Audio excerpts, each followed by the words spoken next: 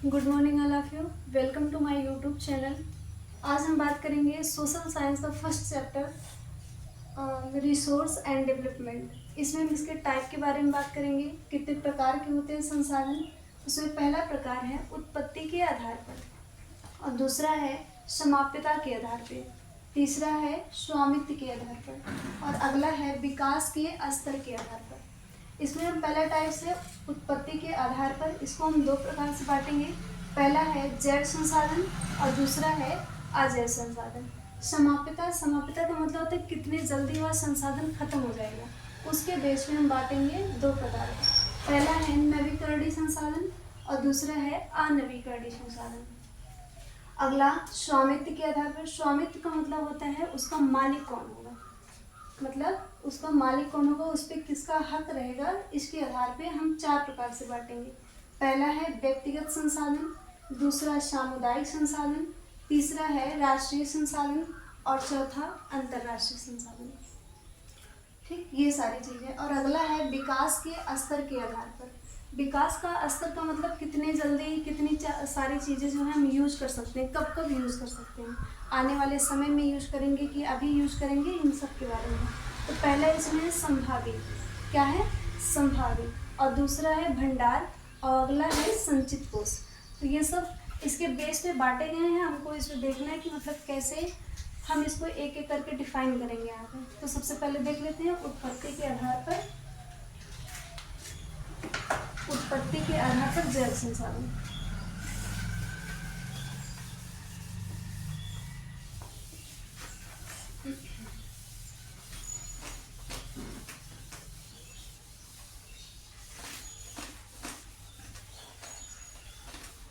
पहला है उत्पत्ति के आधार पर जैव संसाधन। इसको हम कहते हैं बायोटिक रिसोर्स। क्या कहेंगे? Biotic resource. ऐसे रिसोर्स, जैव संसाधन। जैव संसाधन का मतलब होता है ऐसे संसाधन जो जीवित होते हैं या फिर हमको जैव मंडल से मिलते हैं। ऐसे संसाधन को हम क्या कहते हैं? जैव संसाधन। जैव संसाधन जो हमारे जीवित होने के बाद ही, मतलब ऐसे संसाधन जो जीवित रहने के बाद हमारी आवश्यकता को पूरी करते हैं, उन्हें हम क्या कहते हैं? जैव संसाधन। इसमें डिफिनीशन लिख दीजिएगा। ऐसे संसाधन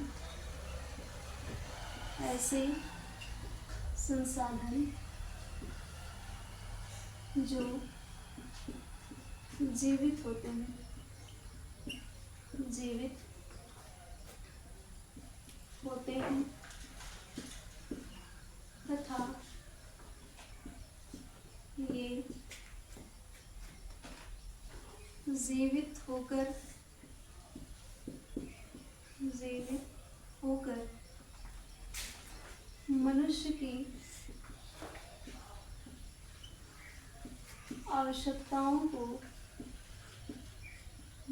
की आवश्यकताओं को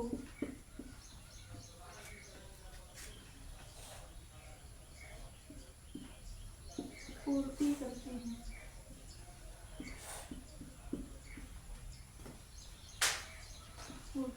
हैं।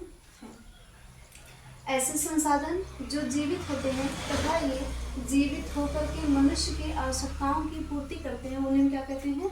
जैव संसाधन। जैव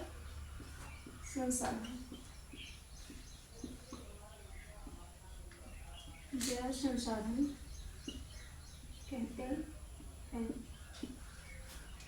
एग्जाम्पल में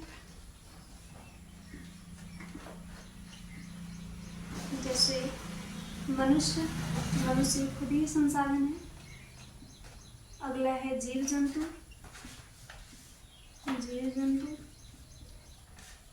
पेड़ पौधे।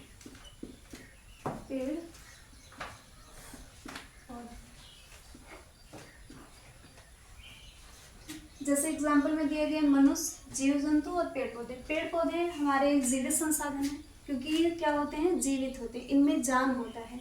और कैसे ये संसाधन बनेंगे? जैसे पेड़ पौधा हो गया तो पेड़ से हमें फल प्राप्त हो जाएंगे, पत्तियां प्राप्त हो जाएंगी, और ये सभी हमारी चीज़ों को संतुष्ट करती हैं, मतलब हमारी आवश्यकता को पूरी करती हैं। तो इसलिए ये सारी चीज़ें किस में रखी जाएंगी?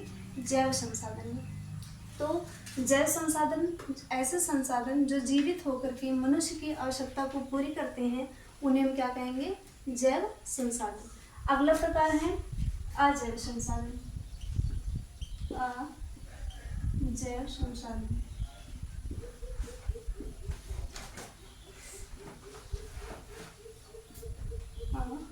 जैव संसाधन इसमें है एबायोटिक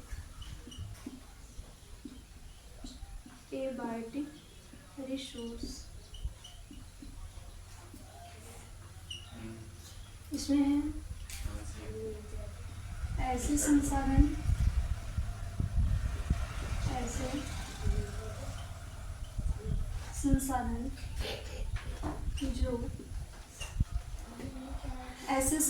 जो मृत होकर हमारी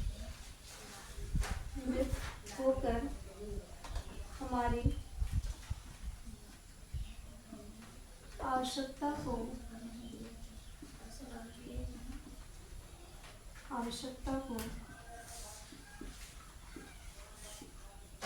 पूरी करते हैं,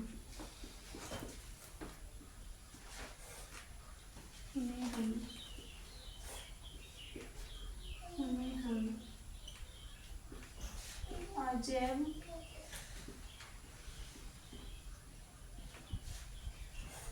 संसाधन कहते हैं। इसके एग्जाम्पल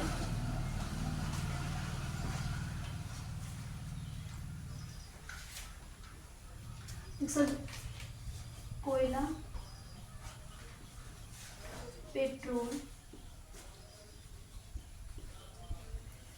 धातु, ये सारी चीजें इत्यादि।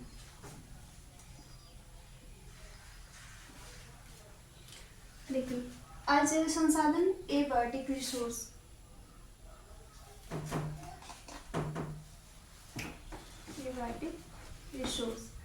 ऐसे संसाधन जो मृत होकर हमारी आवश्यकताओं को पूरी करते हैं, हम उन्हें अजैव संसाधन कहते हैं। संसाधन तो हमारे पर्यावरण में बहुत सारे हैं, लेकिन ऐसे संसाधनों का जब हम यूज करते हैं वो जीवित नहीं होती। अजैव का मतलब वो जीवित नहीं रहेंगे, तो इन सारे संसाधनों को हम क्या करेंगे?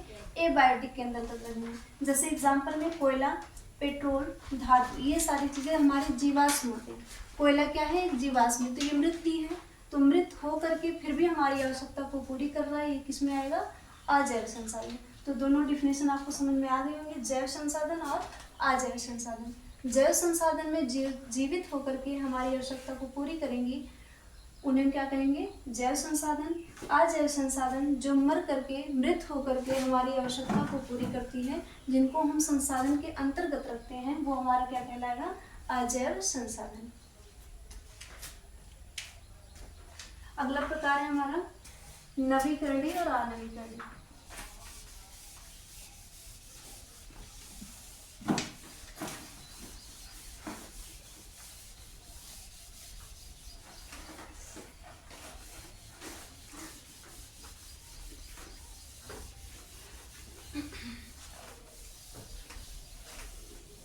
उत्पत्ति के आधार पे दो प्रकार थे हमारे, जैव और अजैव संसाधन। अब हम देखेंगे समाप्यता के आधार पे। किसके आधार पे? समाप्यता के आधार पे।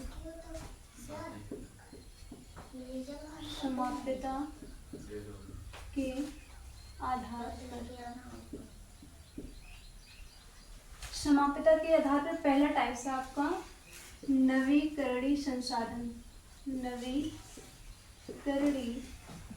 संसाधन।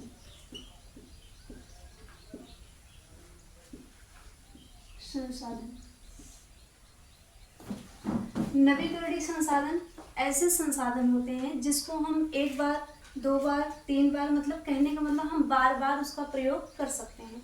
एक बार कर लिए, दूसरी बार कर लिए, तीसरी बार कर लिए, ऐसे मल्टीपल ये सारी चीज़ें क्या होती हैं? नवीकरणीय के अंतर्गत आती हैं।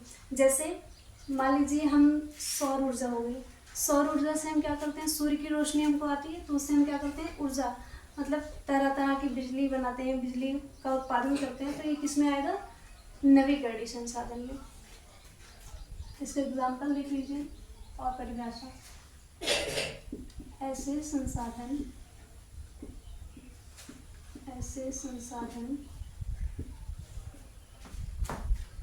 जिनका प्रयोग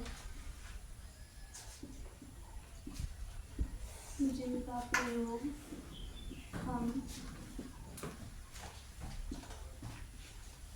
एक बार से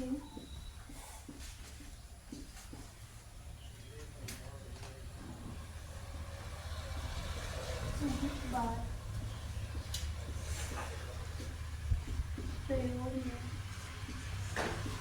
प्रयोग में ला सकते हैं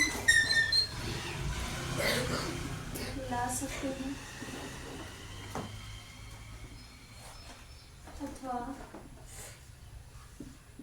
उनका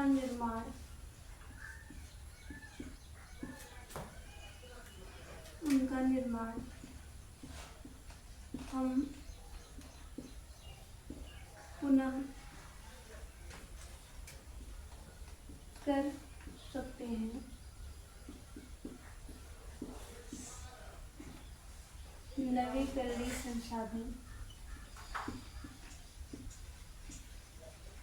नवीकरणीय संसाधन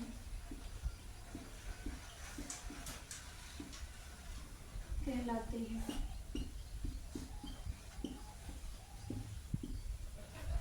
एग्जाम्पल,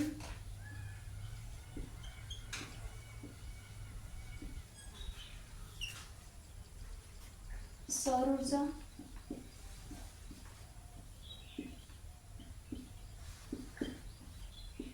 जल ऊर्जा,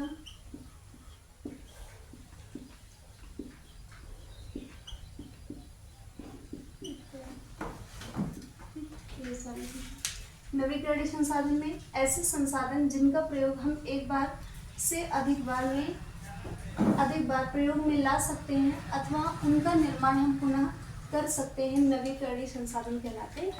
जैसे हमने एग्जाम्पल में दिए सौर ऊर्जा, जल ऊर्जा।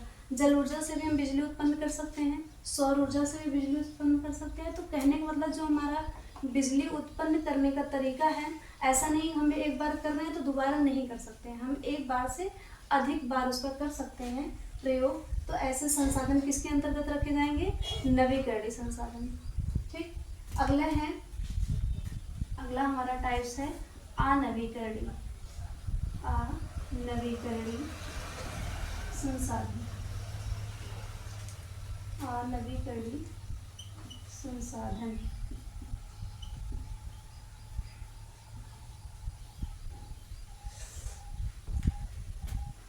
ऐसे संसाधन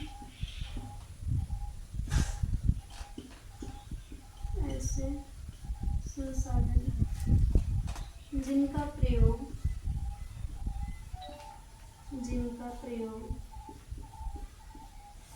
मनुष्य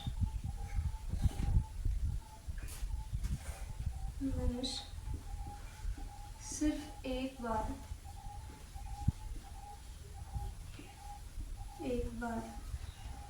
ही कर सकता है,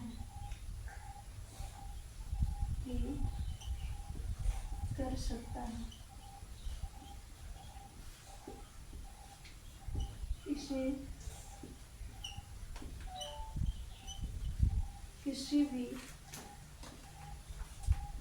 तकनीक से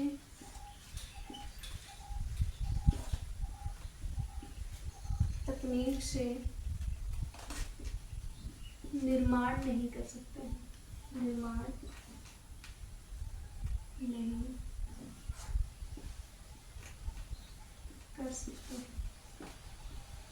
जैसे कोयला, पेट्रोल, धातुओं में जैसे सोना, चांदी इत्यादि।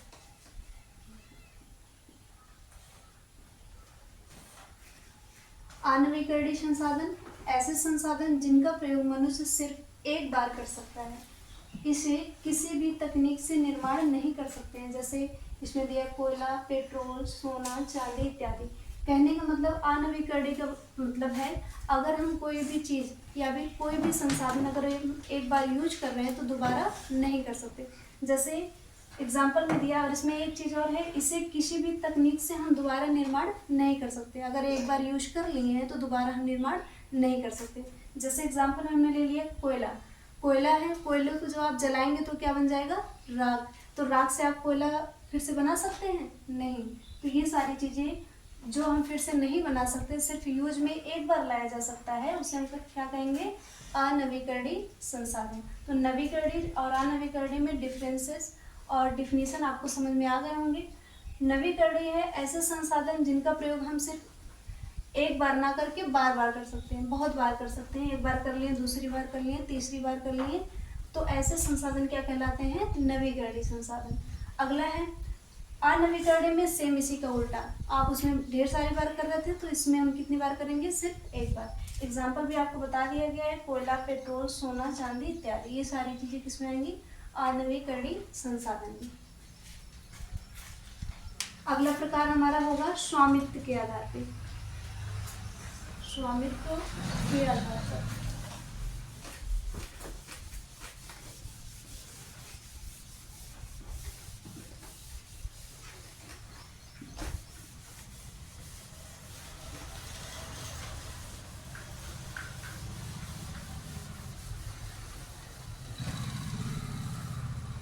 इसके आधार पे स्वामित्व के आधार पे, स्वामित्व के आधार पर। स्वामित्व के आधार पे पहला हमारा टाइप्स था व्यक्तिगत संसाधन। व्यक्तिगत संसाधन डिफिनीशन में इसका शाब्दिक अर्थ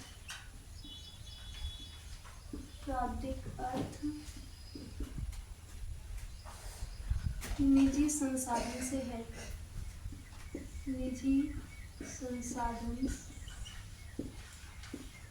से है। इसका अर्थ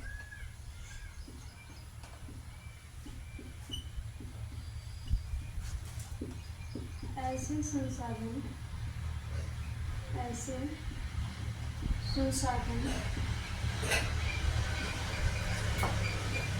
जिन पर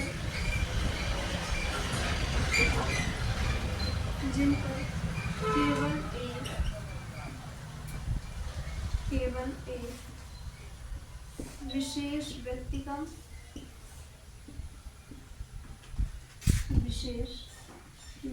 का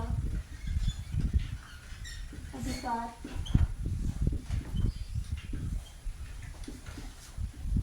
होता है। अधिकार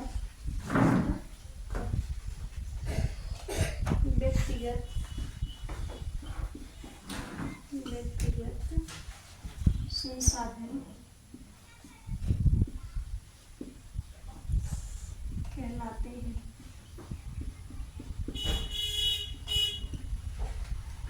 एग्जाम्पल में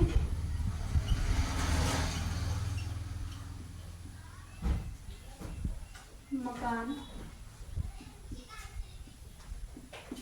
भूमि, वस्त्र, कार,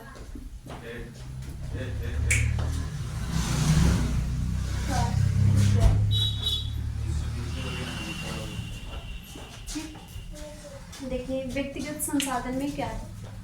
व्यक्तिगत संसाधन का मतलब होता है इंडिविजुअल का मतलब जो चीजें होंगी सिर्फ आपकी होंगी, ठीक। चाहे जो भी संसाधन है, चाहे घर है, रोटी है, कपड़ा है, मकान है, जो सारी चीजें होंगी सिर्फ आपका होगा।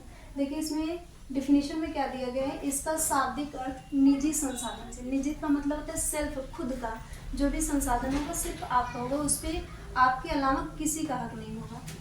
इसका मतलब ऐसे संसाधन जिन पर केवल एक विशेष व्यक्ति का अधिकार होता है व्यक्तिगत संसाधन कहलाते हैं। एग्जाम्पल में मकान, जैसे आप जिस मकान में रहते हैं ऐसा नहीं कि वो मकान किसी और का हो सकता है, तो वो मकान का जो संसाधन है, मकान आपका संसाधन है, तो उसका किसी और पे अधिकार नहीं हो सकता। भूमि है, भूमि सिर्फ आपकी रहेगी। ठीक, वस्त्र है, वस्त्र भी आपका ही रहेगा। तो इस तरह से जो भी सारी चीज़ें हैं जिसपे सिर्फ आपका अधिकार हो, मतलब ऐसे संसाधन जिसपे सिर्फ आपका अधिकार होता है, वो क्या कहलाता है? व्यक्तिगत संसाधन। जैसे रोटी हो, मकान हो गया, भूमि है, कार है, वस्त्र है, जो भी चीज़ें हैं जो आपको आराम दे रही हैं, वो सारी चीज़ें किस में आ जाएंगी? व्यक्तिगत संसाधन में। अगला है दूसरा, सामुदायिक संसाधन। सामुदायिक संसाधन, सामुदायिक संसाधन।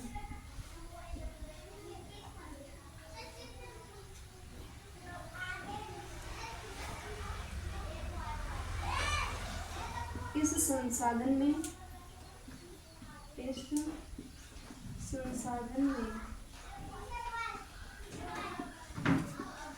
किसी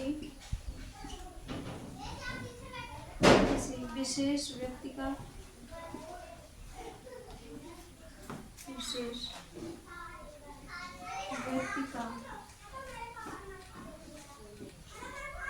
अधिकार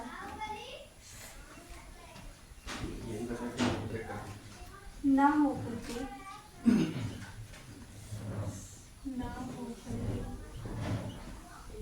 बल्कि समूह के लोग, समूह के या समाज के लोगों का अधिकार होता है। अधिकार होता है। सामुदायिक संसाधन कहलाते हैं।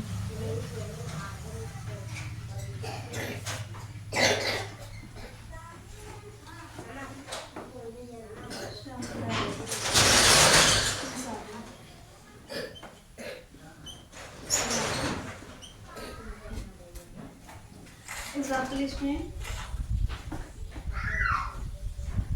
जैसे चारागाह, शमशान घाट,